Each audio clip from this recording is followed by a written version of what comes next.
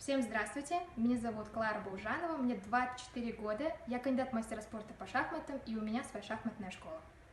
В этой деятельности я уже 5-й год, и проблема, с которой я сталкиваюсь неоднократно, это проблема обучения детей в сфере образования. Одни и те же дети, приходя в школу, становятся либо отличниками, либо двоечниками. С чем же это связано?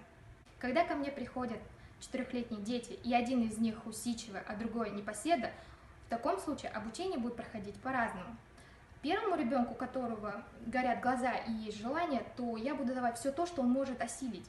Второму же ребенку, у которого еще нет достаточного желания для обучения шахматам, то буду давать все самое простое и несложную программу. Через некоторое время у второго ребенка появляется и желание, и стремление, и тогда он будет не хуже первого ребенка. И какой же можно сделать из этого вывод? Что время и правильный подход помогает ребенку осилить любую программу. Всем спасибо за внимание.